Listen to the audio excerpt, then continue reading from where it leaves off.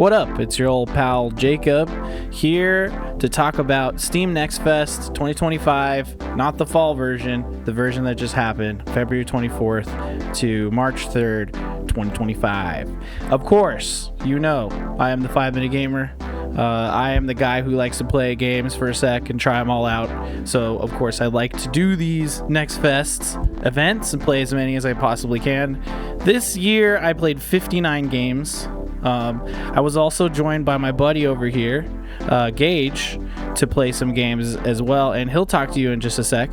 But this is our top 12. I know it says top 10 demos. This is our top 12 and more demos of Steam Next Fest 2025. Gage, take it away. Hey, what's up, guys? It's Gage, aka Luke Shot First here.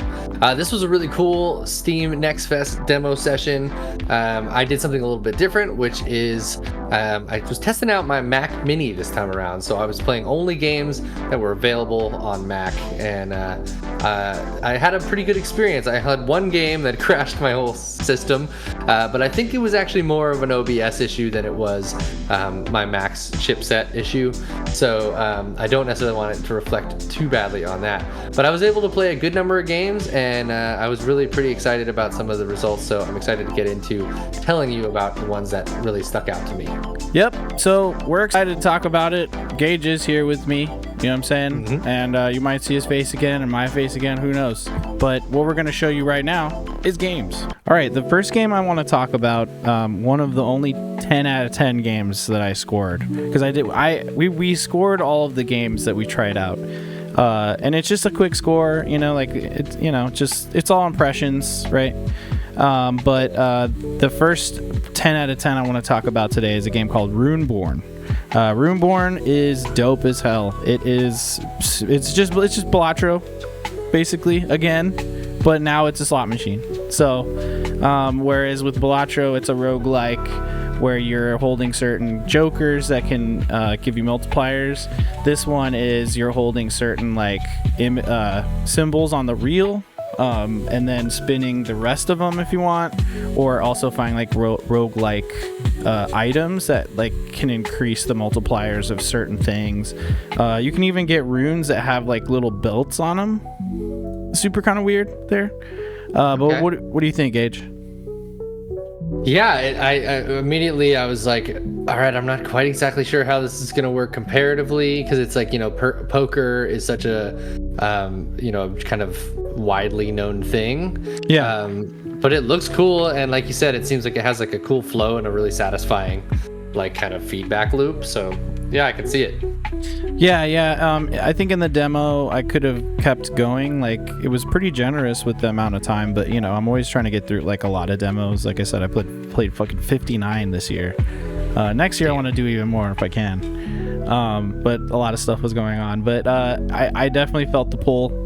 I mean, a slot machine isn't that hard to understand, and this is one of the old school ones with the lines. Instead of 100 lines, it's only a few line path shapes, which isn't that hard to understand. But then you have that complexity of the roguelike bonuses to your multipliers and stuff. So yeah, I'm really excited to buy Runeborn. I'm gonna play the fucking shit out of it one day, and I think it'll hit just as hard. I really have a lot of faith in this game.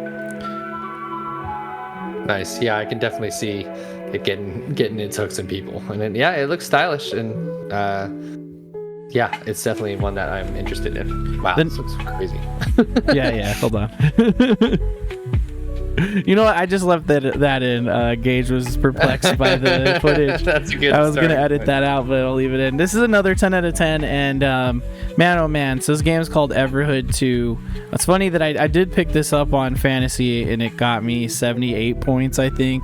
Which that's still good. It's not great for Fantasy, but whatever. That's just bullshit. But I sat here and played this demo, and it kind of blew my mind, because the beginning it's giving you this questionnaire, and I was stoned out of my mind at the time, and I just got into the questionnaire, and it was really interesting. And there was a point in time where it straight up asked me, "Are you live streaming this right now?" And I was like, "Whoa, how did it know?" Oh, it's some Kojima shit. Yeah, it tripped me the fuck out. But the gameplay itself is you might think Undertale kind of quirkiness, but it's also a rhythm game. It's like a rhythm game and an RPG, and it's like the stylish indie game with a lot of colors and stuff. I mean, it's definitely a really interesting game. I think that I really want to play it as well. But any rhythm game that can do something super interesting with rhythm is going to be a high score in my book. Does this interest you, Gage? So I'm not the biggest rhythm game guy. I mean, I do like, I've had my time with, of course, like Guitar Hero and DJ Hero and stuff back in the day. I have some weird sort of thing where being in like a actual musician, it like doesn't really translate to me like doing it on the screen. I don't know. I've just always had a hard time. It's like I'm keeping a different rhythm than kind of the way that people do it when they're just doing button inputs. Yeah. So anyways, I've always had a hard time, but it looks trippy as heck, and I like the sort of, I don't know, psychedelic vibe of the whole thing for sure. Yeah, and like playing with a metronome is hard, and that's kind of the flow of like a rhythm game to me, because like one day I was showing Joy how to do guitar. There you go. I started fucking with metronomes, and I was like, yep, it's that same bullshit. It's like no definitely doubt. Tough to stay in time, but with these kind of games, there's also like some lag in between the input and stuff sometimes that could really fucking throw you off. So but I definitely feel that. And then I was like a plastic guitar more, but still, regardless, Everhood 2 is kind of doing really interesting things with this idea, and I just can't wait to dig in. So I gave this one a 10 out of 10 as well. But hey, you gave a 9 out of 10 to a game. Let's get into that. So Inkborn is a roguelike card deck builder kind of vibe. It is very similar to Slay the Spire, but it does have some cool, unique elements of it. First of all, I think the art style really stood out. It's really stark. The whole game is based around this kind of folded paper origami style thing, and you can see your main character's weapon there is like a quill on the end of a sword. It's like a classic like ink pen. So the whole game is kind of based around that. There's like one of the powers you get is like folding, and that like helps you get more strength or more defense, I should say. And then there's just each of the cards kind of has an element of like paperness to them, and even the bosses have certain things going on like that. I didn't really get in as far as like the story, like Slay the Spire has that kind of meta narrative that's going on as you progress through the Spire or whatever. I think there's something like that going on here, but I didn't get really far enough to, I only got a few runs in. So, but yeah, it's just a really gorgeous game. It's really atmospheric. It's got that same sort of Slay the Spire addicting loop where you're just like, all right, one more run. Let me see if I can do it differently. It's not all the way complete. They say that in this demo that really the combat is the only thing being shown off. So I think there is some sort of like traversal and an almost like Mario style where you're going in between like levels and worlds and stuff, and you're doing different kind of battles. The same that way that like in Slay the Spire, there's like those different branching paths where you can choose rooms. Same sort of thing here, but that wasn't available in this demo. So all you were doing was going from battle to battle. So I think this game has a lot of potential, and it's got some cool. Another cool thing is in between, or like as you're playing cards, each card has like a different type of symbol next to it, whether it's like a defensive one or an attack one or like a buff one. And then there's these combos where if you play like say three defensive ones in a row, you'll get like a defense boost on the next turn. Or if you play like 2 defenses and an attack, you'll gain partial armor and do like 4 damage to all enemies the next turn. Like it does these little like almost like little kind of fighting moves that you can do by stacking cards. So that was a cool element that nice. Isn't in Slay the Spire. So anyways, I think this game is probably, once it's done, if it kind of has a good through line between battles, I think it could definitely get some good traction. Yeah, I mean, it really does look like Slay the Spire to me, but the quirkiness of the paper stuff seems like a fun addition to the formula, so it could be a good one to watch out for. Totally. Hell yeah. So the next one I want to talk about, also I gave a 9, is Ruffy and the Riverside, a game that's been on everyone's radar for a while now. The first trailer I saw was Ruffy like essentially taking the texture of something and applying it to some other texture, like turning a waterfall into vines so you can climb it, or turning something into water so that you could swim in it, this and that. But it also just has that cool 3D platformer, Banjo-Kazooie, what have you, just gameplay style, but then it also has almost like the Paper Mario style of characters and like enemy design. The animation's really cool, the music's really dope. The only drawback to this game is that, at least in the demo, when you die it restarts the whole level. So I find that to be a little like annoying in a way, right? Because I feel like we're past that point in games now. We don't need to just give me a checkpoint. Yep, 100%. But also there's charm and difficulty, of course. I always say that, and I always play games on hard and blah blah blah blah blah. But just calling that part out. But just overall, this game could very well be a really massive hit that I think a lot of people don't know about, but then it's secretly been like a game I think everyone's been waiting for, like at least the people who pay attention to the indie darlings and stuff that are upcoming. Yeah, it looks really charming, and just like overall just kind of the vibes of that classic 3D platformer. And yeah, even like kind of the overworld thing I think is a good way to go about this type of thing for an indie game that's done, not necessarily like a seamless open world or anything like that, or a seamless like level to level type of thing, but it looks cool and I love the art style. It hits for sure. It's cool as fuck, and one day it will be mine. One day. So on the first night that I did the streams, I was like super drunk, and I played some of the best games on the list just because I was like, I'm drunk, I want to play games, I want to try stuff that I know will be fun. So of course I have to talk about Shotgun Cop Man, which did turn out to be great. It is a what is it, oh my god, what's that indie dev that everyone likes, Revolver Digital, yeah. This is one of those games, so of course it's gonna be, you should expect it to be good, I think. But it kind of looks rudimentary, but it's just a lot of fun. You use your shotgun to blast yourself around to jump, but then you also have a pistol, and so it's a little mind bending because you have to think about okay, I'm using my gun to shoot people or enemies, but I'm also using both guns in different ways to move around. So it's got a little bit of a puzzle vibe, it's got a little bit of an action game vibe, a little bit of a platformer vibe, but the style is undeniable. It's hilarious. At some point you see the devil and he looks all fucking hilarious, and yeah, I'm just looking forward to this one. So you use your gun to project yourself that way and stuff. That's cool. It looks really fun. Yeah, the shotgun, as you might be seeing in this footage right now, probably the way I edited it, it's probably 1-to-1 from what we're watching right now. But yeah, if you use your pistol, you float. If you use the shotgun, it blasts you far. And so then cool. You just want to alternate between those to make it work.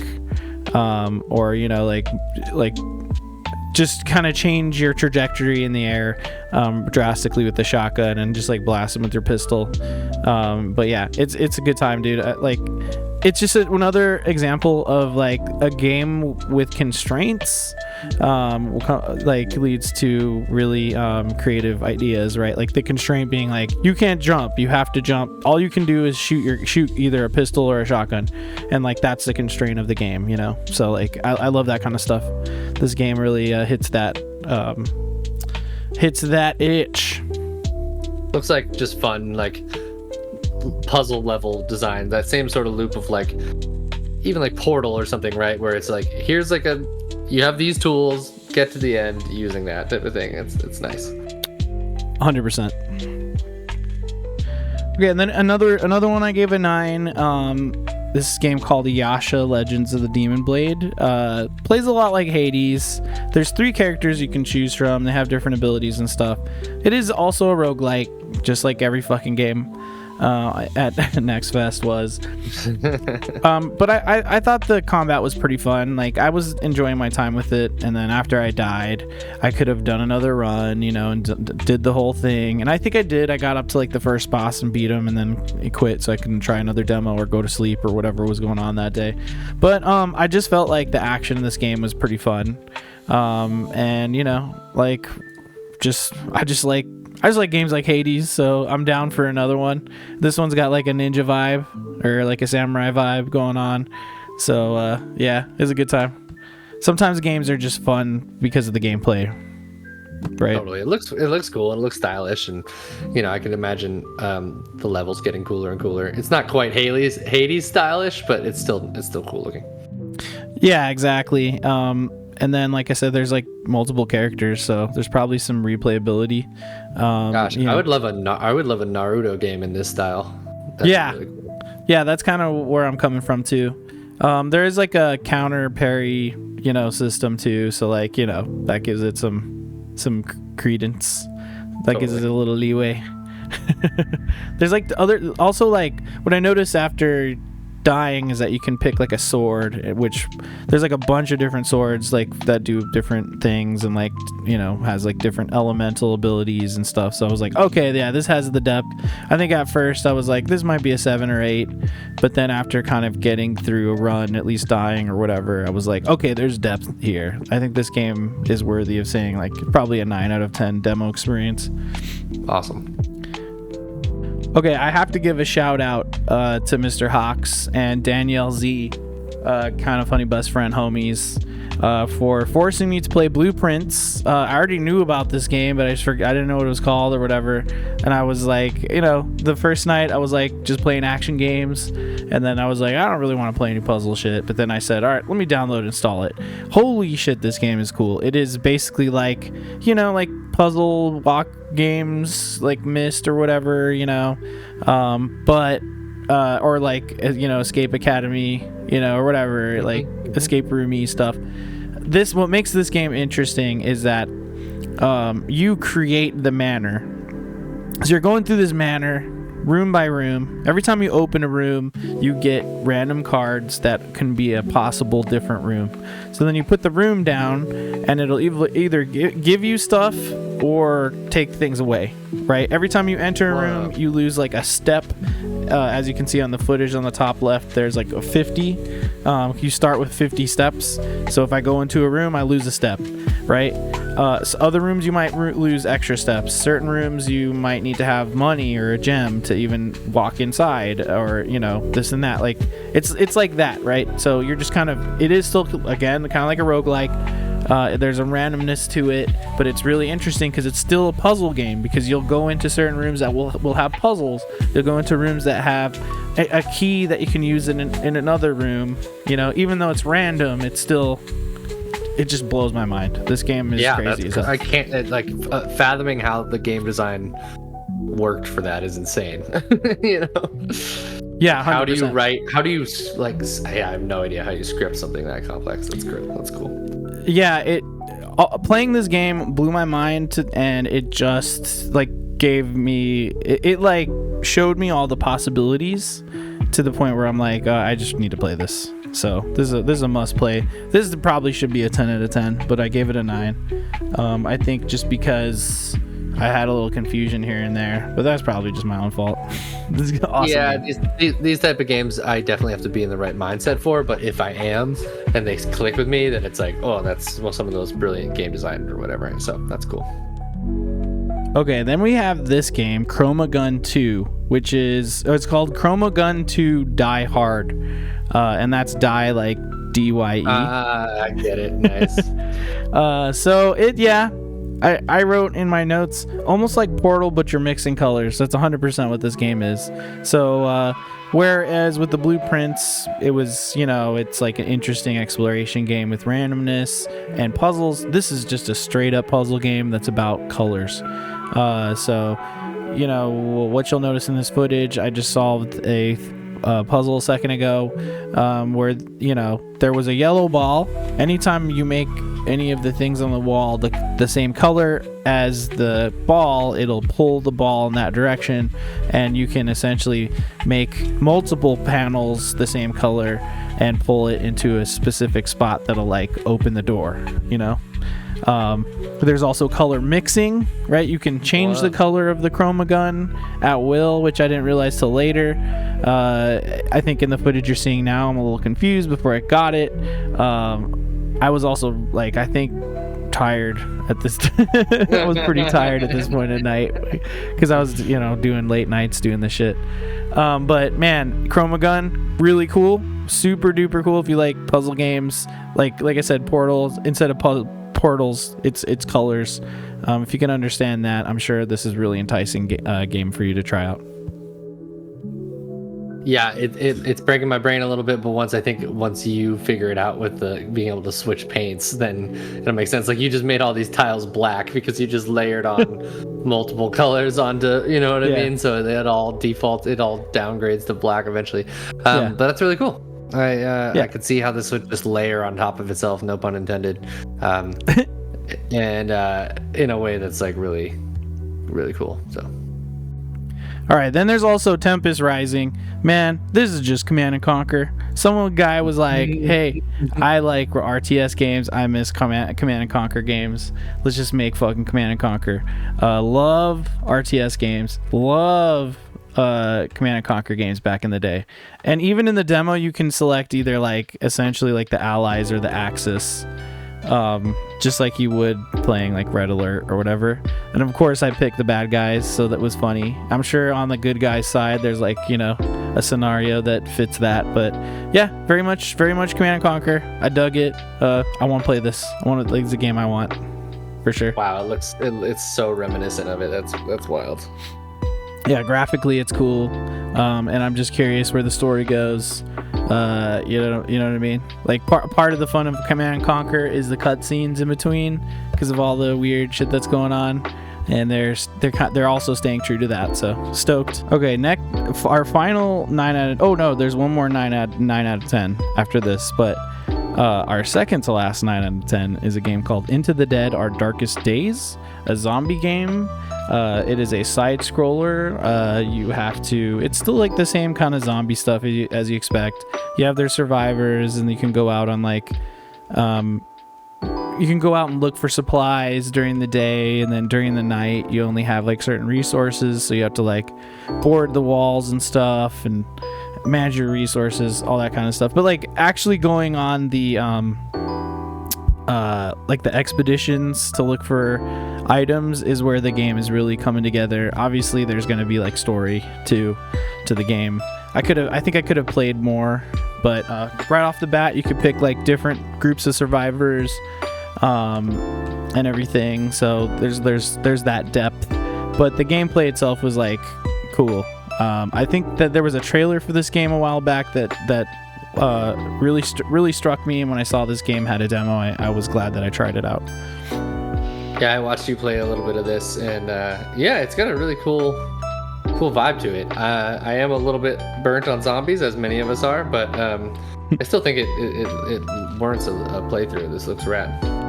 Yeah, absolutely. The visual style, I mean, it does evoke that southern, Walking Dead thing, of course, and I know it can be a little tired, but I just this impressed me a lot, to the point where I gave it a 9 out of 10. So that's awesome. Food for thought. Okay, and then that brings us to our last 9 out of 10, Chain Staff. Holy shit, man, this game right here is incredible. The animation, metal. The music. Whoa, it's so cool looking. Holy crap. The music, metal. The actual gameplay, really fun. The chain staff itself has really interesting abilities. It helps with mobility. It does a bunch of damage. It is, like I said, really colorful and weird. I just absolutely am in love with this game. It kind of has the Metroidvania feel, but it's a linear, almost like Mega Man, if you will, but just with the staff abilities, it's hella sick. And I'm telling you, the music is rocket. That's awesome.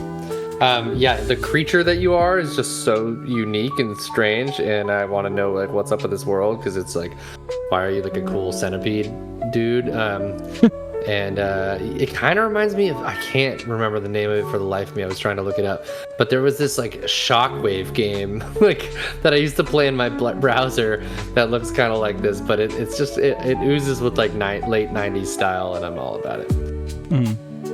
Yeah, absolutely. Yeah, it does kind of give you that old school shockwave feel, but like, I don't know, it just feels like way more, it's like an adult version of that. Yeah, 100%. Tower of Babel is very much a Vampire Survivors like, or a garlic like, as I've been calling them. It seems to be you're entering the bottom chamber of this tower, and so there are multiple levels that go up. There's the thing I liked about it was there's this cool like hub area in here where you can like kind of buy like kind of roguelike style. There's like a currency that you earn as you're going through the levels, and so you can buy, you can start with a better special attack, or you can you can add little bits and pieces, or you can add armor right off the bat or stuff like that. There was some stuff that was closed down for this demo, so there's even going to be more people to talk to in this initial area, which is cool. But I liked the style of it. It was just a really nice, fluid, smooth feeling game. Vampire Survivors, as I have now recently played, just has that kind of like more 8-bit sort of thing going on. So this felt more like almost like kind of Diablo-ish version of that. You know what I mean? Like it's got I don't know, just the perspective and the way that the character feels. Yeah, I can see that. But it is very much an auto shoot, auto swipe stuff. So yeah, if you go later in some of the footage, you'll see it's definitely the same thing, and you get some stuff to grab and all that kind of thing. So yeah, absolutely. But yeah, it oozed style, and it was just fun. And there's cool little bosses that come through, and random happenings that happen here and there, and it's very much copying Vampire Survivors, but I like the way that the style of it for sure. Nice. Yeah, it looks cool. I played a Survivors game too, but what I was noticing is that a lot of them are like more twin stick shooter kind of vibes, where you're like aiming, where you're not really doing that in Vampire Survivors. This one looks pretty dead on, so which is pretty awesome. Dead on. I mean, it's not hiding that at all for sure. But I liked some of the like just the abilities that you got, and I haven't gotten very far in Vampire Survivors, but just some of the chaining that starts to happen. It just feels really satisfying, which it's fun to see big hordes of people just get wrecked. So yeah. Sweet. Yeah, I'll put this on my radar. This looks really cool. I want a wish list. Yeah, no, it's definitely worth your time. And the music was cool, and apparently as you go, I didn't get past this level because you have to earn a certain amount of currency to like unlock different teleporter gates or whatever from the level, or like level up essentially is what you have to do. But it looks like each floor is going to be different enemies and stuff like that, so that's cool. Sweet. Yeah. So Portal Fantasy was I mean, this might be sort of a theme with Theme Next Best, but this was a kind of blatant ripoff of a different franchise. This one is very much a Pokemon ripoff. Oh, dude, there was a lot of Pokemon likes that a bunch I wanted you to try, but of the ones that I found, I didn't know about this one. I did try another one that you recommended to me, and that one didn't quite hit the high mark for me. It was just, I think, really early in development. So maybe it'll get there. That was the Beetle one. I want to say it's Kabuto. Yeah, Kabuto Park, I think. But then this one obviously did it right? Yeah, this one is really fully fledged, I have to say. And the thing that sets it apart from Pokemon, which I will give it to you, it is it's set in a fantasy world, and it's like really truly fantasy vibes. You know what I mean? It has like a bit of like Stardew Valley, but if you were in like a true like fantasy land kind of thing, which is cool because Pokemon, if you really think about it, is kind of a sci-fi game. Setting wise, you know what I mean? I never thought that, but you're right.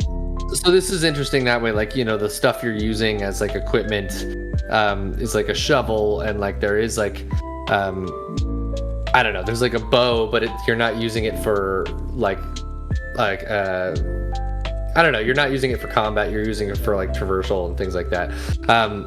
But it just was a really cool the like character style in the bottom coming up and kind of having that visual novel element of it. It was just really charming, and the writing was good.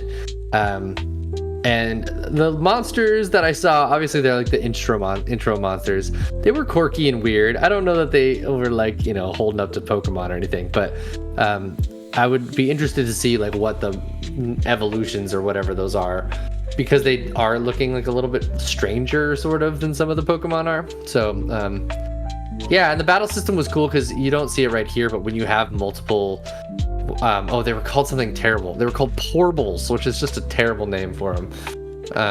Yeah, catch your Porbles, man. I'm like, no, I can't say that over and over. I'm not catching no Porbles. That's gross. Porbles, dude. It's just a terrible name for them. Like, and you find them in portals, and it was bad. It's bad. But when you have multiple on your bench or whatever, you see them all in this arena, which is cool. And you can switch them out like kind of on the fly, which is cool. And the battle system was interesting because there's like in the corner you're seeing over here, there's like basic attacks, but then you can gain like a certain amount of like charged up mana or whatever, and then you can go like berserk where you like do more damage but take more damage. And then they do have like their own kind of spells, all the monsters do. So there's like basic attack, or there's basic defense, or there's like charged attack where you're more vulnerable, and then there's also 3 spells that each person has. So like there's they did enough to try and shake up the battling system where it's not just straight up Pokemon. So yeah, I don't know if it has legs, but the part I played of it was really cool. Yeah, it seems like it has the sauce for something interesting, you know, like they're trying something new, because like they're just straight up Pokemon games. Like there's a game called Recemon. I mean, it's just still it's like only 4 letters different than Pokemon. Yeah, and like look at this, the art style is like really fully fleshed out. Like yeah, the world's I like pretty lush, and I didn't get out of like the first main little area or whatever. I only like went on one little path, but I think you're gonna go to like pretty vastly different biomes from what I saw from some of the later screenshots and stuff. So yeah, I don't know, it could be really cool. Yeah, it seems super cute. I like this. So that was 13 games. That wasn't 10. Sorry, top 10. It's always more than 10, even though I say it's top 10. But here's some more really fast ones. Drop Duchy, really sick. Tetris plus strategy gameplay, yes please. We also have Haneda Girl, sick ninja side scroller with a score for each level that makes you want to try more. ZPF, Game Boy Advance style arcade side scrolling shoot 'em up. Nidica, fun auto battler plus puzzle vibes. I really like this one. I probably will buy this. Am I Nima? Really weird mystery word game. It's kind of creepy. I don't know what the hell's going on, but it's a lot of weird word stuff, as you can see. Is the seat taken? Snipper clips meets seating chart puzzle game. Really cute, charming art style, banger soundtrack. Conquest Dark. It was that twin stick shooter one that was like a survivor's game. I thought it was cool, but it did crash. Monster Train 2. It's Monster Train. It's the sequel. It's good, obviously, but I tried it. I just want to say, Tales of Fate demo. Pretty awesome side-scrolling Hollow Knight-like. That's what I'm calling it, with what seems to be a cool story, and you know, like everybody's animals. The last one I have of the quick hitters is a game called The Alpinist. It is kind of like Getting Over It, but it's got really awesome animation, as you can see. Really cool art. It's gonna be frustrating, but this one really stood out to me. Oh, don't forget about Lone Sword. It's a sword, you click and drag it, and it slashes all over the place. It's kind of cool. That's fun.